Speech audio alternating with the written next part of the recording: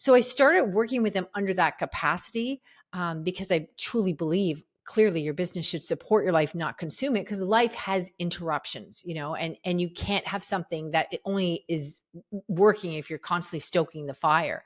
Are you an entrepreneur seeking financial independence?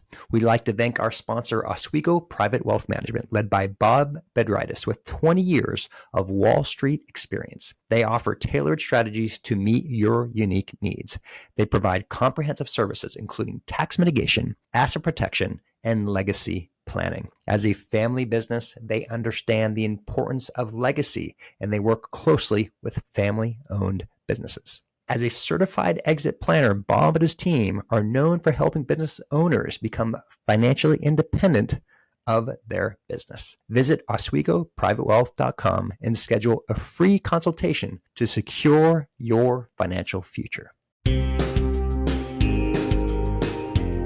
Welcome to the Measure Success podcast, where we feature top leaders on how they measure success in their business and life. Now, let's learn from their experiences.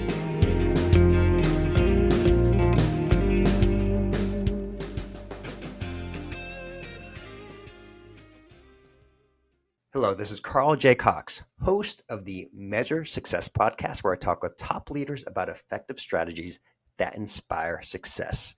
I am super excited today to have our guest, Kris Ward. She is an author, podcaster, coach, and speaker. She has shared the stage with Jack Canfield, Chicken Soup for the Soul, and Kevin Harrington from the original Shark Tank. She is creating a movement where your business supports your life instead of consuming it. She's also the founder of Win the Hour, Win the Day philosophy. She's also been a guest on $4 Million Strategies, where she absolutely crushed it. Kris Ward, welcome to the Measure Success podcast.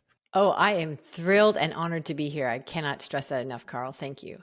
Absolutely. Okay, we're going to dig right in to difficult subject, kind of what has brought you where you are today. So it's even hard for me to ask. We talked about this kind of ahead of the show because it was a really difficult part in your life. But why don't you go ahead and dig right into that? What was the pivotal moment in your life which forced you to kind of change the way you do business? Yeah. So when I started out my business, it was like 14 plus years ago, and my focus was market messaging, and that was my thing. And like so many entrepreneurs, small business owners, founders, I was working insane hours. And, my husband said I was always stealing from sleep, getting up earlier, staying later and later. And I was told about the 2-year mark that I was starting to lose some of my charm because I was just exhausted all the time. And that does not, science shows us that does not make you even tempered. So I was like, oh my gosh, I cannot do this. I've got this amazing family. Everyone's cheering me on. I'm supporting the business. This cannot be. So I literally went from working 16 hours a day down to 6. Now that did not happen overnight. That's a whole story on its own. But luckily I did, because a couple of years after that, I was pulled away from the business when my husband was diagnosed with colon cancer. And when I returned after his passing, my existing clients had no idea of my absence. It was just not how we navigated his journey. We were very positive in nature. It was just something we didn't share. And so they started to come to me and say, like, how could you possibly have been away? How could we have not known? And if you could do that, then maybe you could help us get to our kids' soccer games and see our friends and family. And so I started working with them under that capacity because I truly believe clearly your business should support your life, not consume it, because life has interruptions, and you can't have something that it only is working if you're constantly stoking the fire. And so we started to do that. And I realized the people that needed me most looked great on paper. They may have podcasts and books and they've been in business 10, 15 years, but they're working way too many hours for where they are at this point in their journey.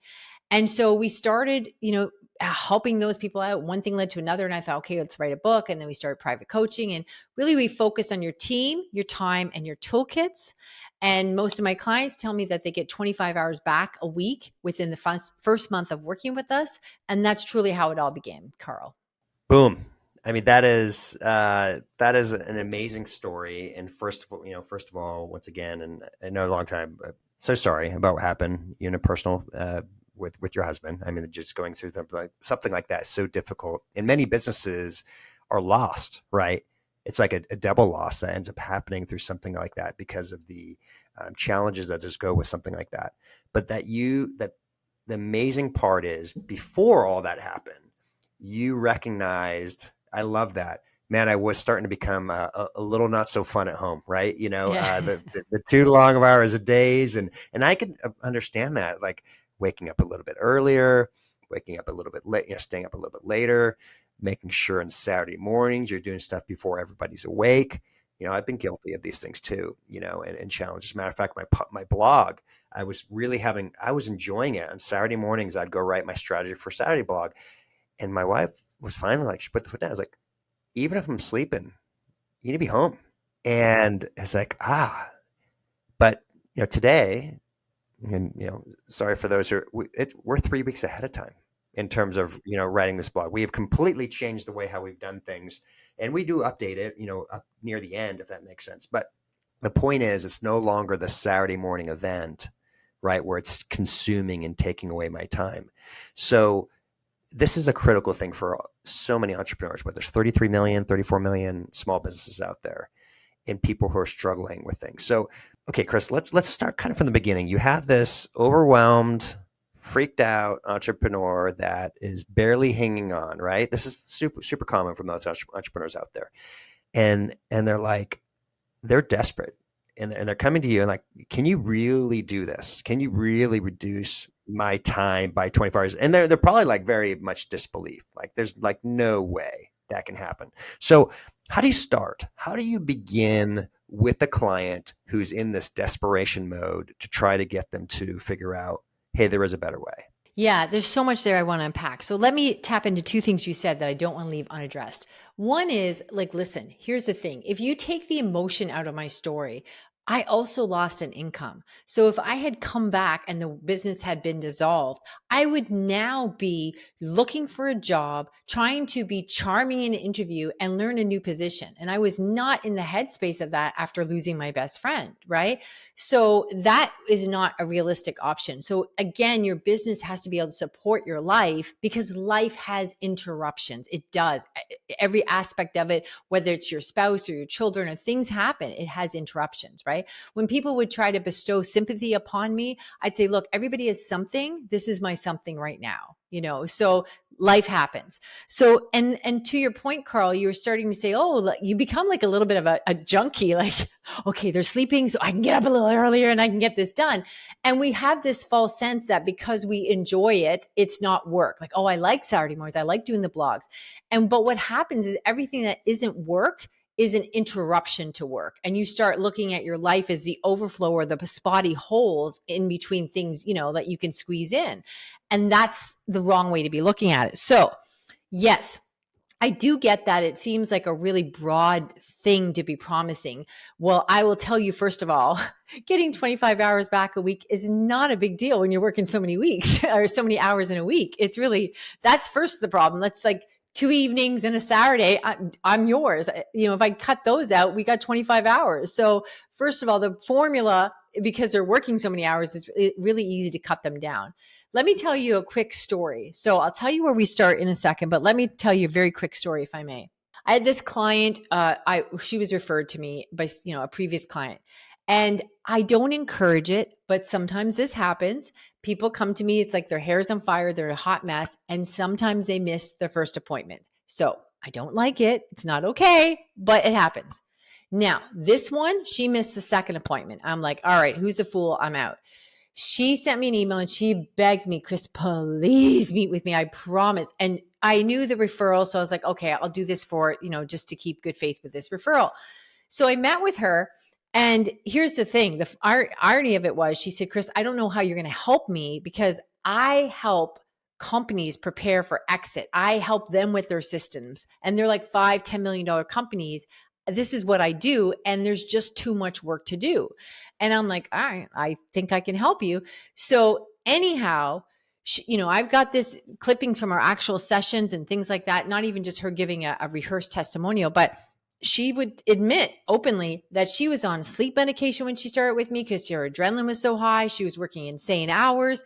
And within the year, she said she sleeps like a baby. She was working 1/5 the time. Her income quadrupled like 4 times. And within that year, we, as part of what we do is we find hire on board VAs for them just to get that out so we can get to the real work. That VA, this client was in Costa Rica for a month with no Wi-Fi while the VA ran the business using our signature super toolkits. So it's very, very achievable. We do it all the time.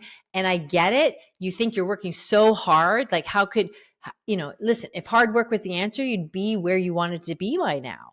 There's so many amazing things that you just said in there. And I just want to go back to that comment of, because the second meeting was missed. It was like, okay, we're done, right? You know what I mean? Like because I run into that from, we all do. And just to clarify, I don't want to throw rocks out of a glass house. I've been late to meetings, and I've missed meetings. Okay. And most of the time it's it's never right at the same time, right? It's never right. Today I'm meeting with, I have 11 different meetings with people.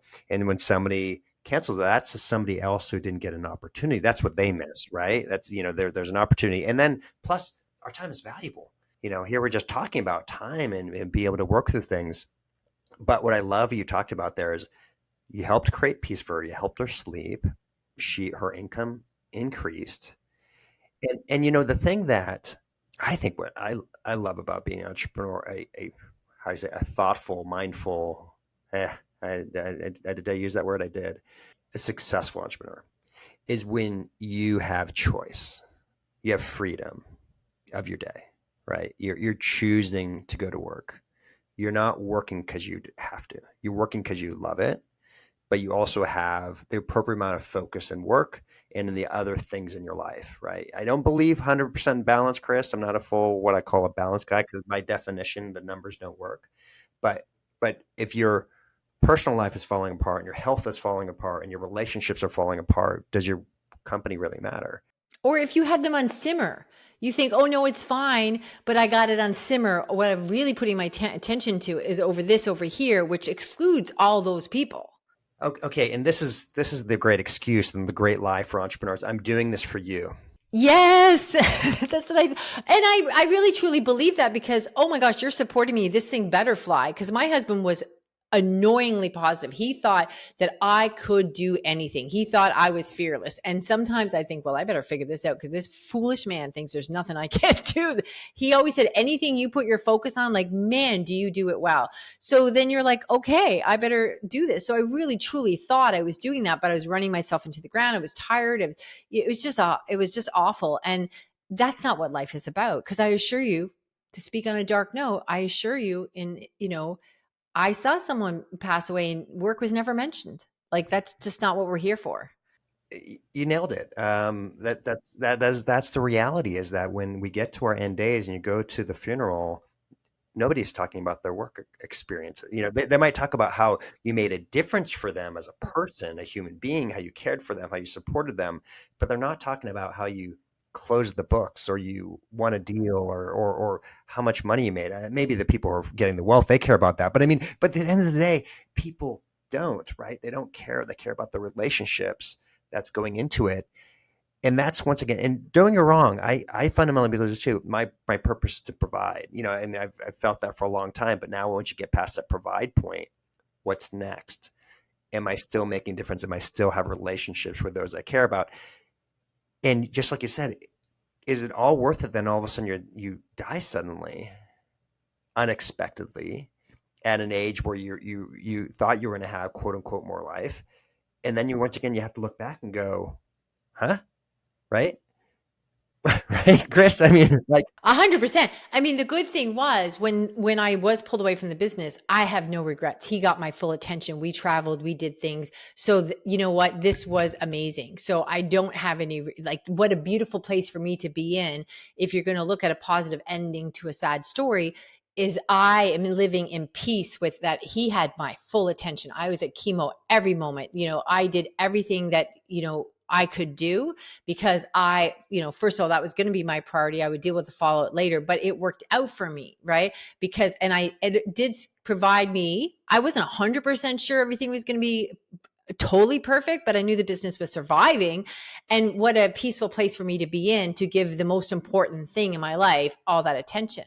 And to that too, I want to add, and I think I don't talk about this enough, So many times, I mean, people will have to get to know me a little bit because nobody puts it out there like, oh my gosh, I'm doing so well. And, the whole social media foolishness. And then they don't say how many hours they're working and stuff. But accompanying to that is also the feast and famine of your income, because you get so trapped up in the new work or the new project and taking on new business. And there's always, if you hear yourself say, once I get past this next thing, ding, ding, ding, ding, that is an alarm. And so you always think there's this next thing. And so then people will say, yeah, Kris, I look really good. I've got these 2 books, or I have this, or I'm this great speaker. But then I get busy with the work, and then the work falls off and they don't have things in play to constantly nurture stuff. And so it's peak and valley, peak and valley. And then they're embarrassed because like, this should not be where I'm at 15 years in. And so that's huge too. It's not just about the stress and the time and wearing yourself down, because I believe passionately that which does not kill you makes you very tired. So, but it's also the income. Yeah. Yeah. No, okay. So let's get into some of the details, in terms of like how to get this done. And Okay. you briefly talked about it a little bit.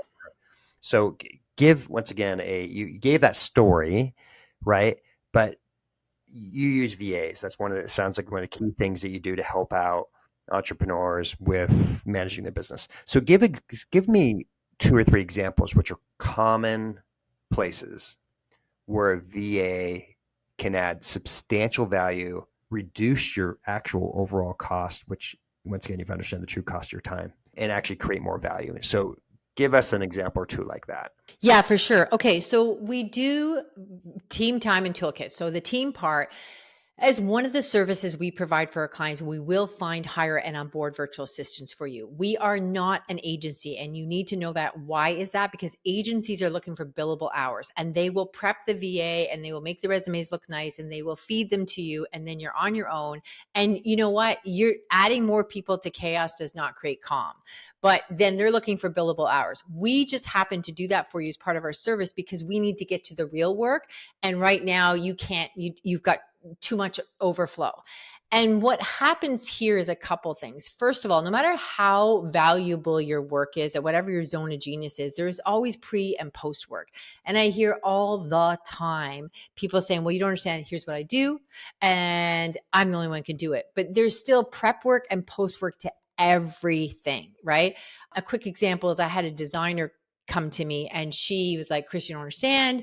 Even if you gave me another designer, most rooms just have too much furniture. I see things, I go in there, I do my magic. It can't be systematized, right? So we looked at her average appointment. It was about 2.5 hours. Of course, there's pre and post work. And in fact, that work is more stressful on the client when you're sitting there filling out the forms. And she's also, the designer is not in designing mode. So we worked with her and, got our virtual assistant, and we got our appointments down to like about 40 to 50 minutes per session. So now what she does is she loads them up in the morning, and then she's going around emceeing and doing all these really big events with home and garden television in the States. That's a big deal because I'm in Canada. And, it changed the whole trajectory of her business, right? It was something that she thought she couldn't do at all. Now, here's the other thing I want to tap into. It's hugely important. Most people, when they hire someone, we believe in teams. Team is a philosophy, not a number. You can have a team of 1, but we tend to be institutionalized from the corporations where it's very parentified.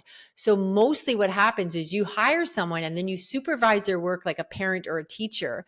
And then you dump tasks on them like a little child, like, okay, go do this busy work. And then they come back when they're done either too soon or they have questions because you didn't give them the proper information. And it's just this battle of interruption. And so we do a very different philosophy that's not parentified because we don't believe in delegating. Delegating is a lateral move. The work still has to come through you. So fundamentally, when you struggle with, getting work off your desk, it's because you just have the wrong concept and you've been taught the wrong philosophy. That was a really good example of that client meeting you said of designer coming in, whatever, 2 hour, 45 minutes, whatever it was, right? And the reality was their real value was that 45 minutes, right?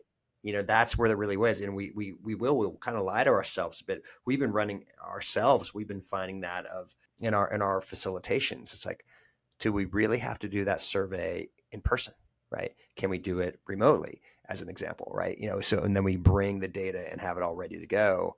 So we're talking through what happened versus making it happen, so to speak, right? And so you can get to the real value piece around it. I love that concept around it. Okay, let's go to the second thing. There's still so many people don't use VAs or use, even if it's another team member, like they're just like, they're scared. They're scared for so many different reasons. How do you help people overcome that fear?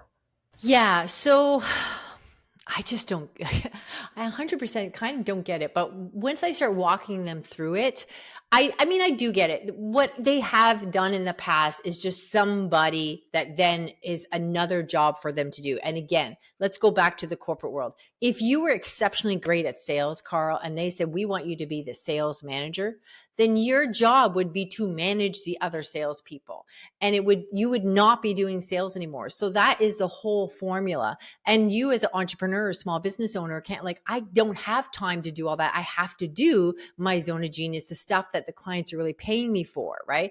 And so that's fundamentally the concept is broken. And so once I explain that to them, then they get it, because we've had clients come to us and they're hiring a virtual assistant like $40 an hour, $50 an hour, $60 an hour. And then they're like, well, it's not working out. And I kept thinking, I guess I'm not finding the right agency or I'm not paying enough.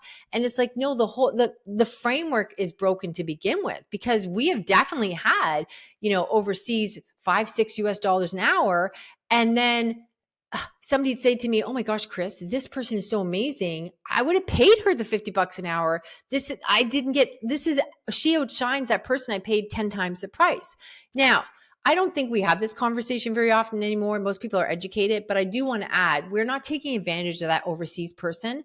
They become the breadwinner in their family. Very few people in the Philippines have cars. The VAs that work for us, they have cars because it's $10 a day there. So now they're getting $5 an hour and they're the family breadwinner and they are thrilled. They don't have to drive on the crazy roads. They get to work from home. It's fantastic, right? So it's win-win-win. But it is really the team philosophy and understanding that it's upside down and backwards traditionally. And that's why historically it hasn't worked.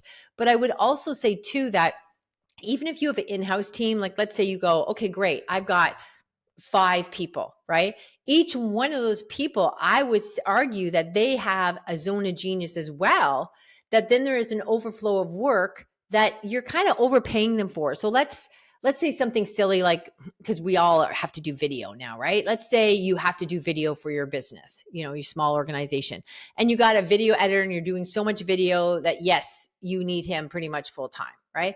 Well, there might be the prepping of the video and the organizing of the video. That's like, yeah, maybe the video editor is paid, I don't know, $20 an hour. But the gathering of the content, the prepping of the content, the pre and the post, you can have a VA sorting that out, getting it organized. So then your video editor is doing more video and really totally getting paid for what you're actually paying them for, instead of sort of the Mickey Mouse stuff that they don't want to do anyways, because they get more job satisfaction being in their zone and you're getting more value out of it. So it just reaps rewards all over the place. No, I love that. I love it how, once again, you're just putting into the whole circle of creating value and doing things. Okay, so I love that. Thank you for explaining. I hope for those who are listening have a little bit more comfort about creating a VA. But now let's go to this next point, which we talked about, but we didn't really hit. Somebody's time, let's just for argument's sake, just like what you said, you're working 15 hours a day, you got down to 6, I think you said. Mm-hmm. Okay. How do you help? You become a junkie, right? A little adrenaline junkie, right? When you're 15 hours and then 6. And I've been there before. I remember saying, I feel like a slacker. Yeah. Okay. How do you help people, if you may, fill the gap where they feel like just because they're not working, they're still adding value, they're still doing things that are good, right? How do you, because there's a psychological side to that that's really important, because that's why I think a lot of times people go back to it, is because they enjoy the satisfaction of checking boxes in their day-to-day work, and they like that. It's more fun to them than watching TV at home, or whatever you want to say, or walking. They're like, oh, I'd love to check a box because I get this incentive, right? Dopamine hit when I actually get something done. how do you do that? How do you help people with the psychological factor that it's okay? That is a really great question, and one I don't get enough. I know for myself, even when many years ago when I, made this switch and stuff, and it really was like I would feel guilty, like I'm leaving, and I still feel good and rested, right? And that made no sense. Like I could keep going. And so, first of all, you do have to understand that. I believe firmly in starting work refreshed and leaving fresh.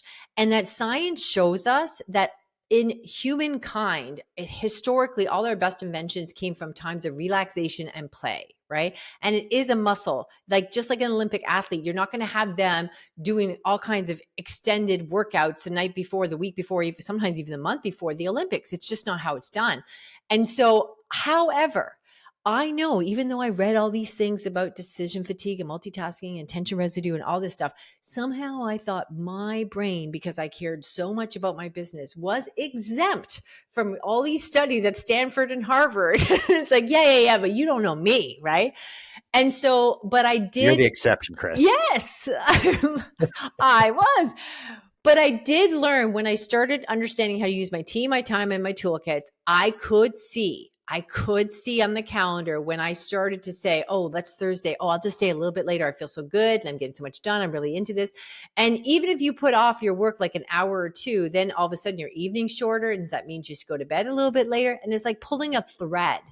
Your performance, your peak performance starts to deteriorate. And this is where we've all done this, where you're so tired, you've been running ragged all week. So you think, I'm going to come into the office on Sunday. I'm going to relax. I'm going to enjoy this. I'm going to get some stuff done. I won't be in a rush. That's still freaking work, right? And so you do have to understand that you are far more productive if you treat yourself like a business athlete. That's good. That's a really good. Yeah, and you nailed it there. As there's so much data that shows there's the diminishing returns, right, that you get of what you're Even doing. Henry Ford, history has taught us, everyone we speak of now affectionately has had their flaws, but he even showed when you get so many diminishing results after 55 hours, it's just not worth it. And there was a man with a factory looking for widgets and output like that, for him to buy into that fact really was sort of, you wouldn't think so, right? So that part is huge. Also, to the next thing, when we talk about our super toolkits, this really frees you in a way you never understand. And then you start buying into it. And then you start seeing how much more that when you're in a calm state, as a lot of my clients say, I went from noisy thinking to clear, calm thinking, right?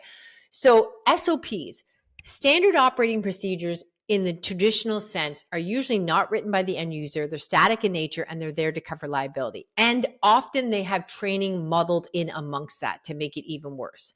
And I don't know if I'm the only one to have a job where the first day they threw a manual at me and I thought, oh my Lord, I'm going to lose this job because I cannot stay awake, right? And then entrepreneurs and business owners will say, my gosh, I don't have the time to do this. I'd need like a week or a month off to do these things, right? And so we created our signature program, Super Toolkits. Now, what is the difference? The biggest difference is as you use them, they constantly increase in efficiency. And the real distinguishing characteristics is the clarity and the ease of use, okay? And that's a big deal. And when you follow those and you use them, you will start to get into a situation where you understand and you see your performance when you're clear and calm and following things. And then when you do start to get a little hyped up and you get into that dopamine you speak of, Carl, you'll start to see visibly your results diminishing. Very, very well done. Okay, this has been amazing. All right, so let's the question I love to ask. So today, how do you measure success in your business? To me, it's all about freedom and choice, right? Do I get to choose what is our next project? And, you're not, oh my gosh, I have to fill my calendar with all these things. It's not coming from a reaction or a desperation. To me, it is freedom of choice. And, we were all sold the bill of, freedom lifestyle, which was, a bit of a joke. But what happens is if you get to, I start work, like depending what time I get up, I have my workout, I start at 9 or 10, which I get up when I wake up. And the latest I ever start work is 10, but usually it's somewhere between 9 and 10. 3-4 nights a week, I'm cutting out around 4 because I go rock climbing, right? So I still get a lot done. I have a lot of projects happening. We've got this leadership program with our VAs now, and that's really growing, and we're dealing with bigger organizations all the time. A lot is happening. A lot has to get done.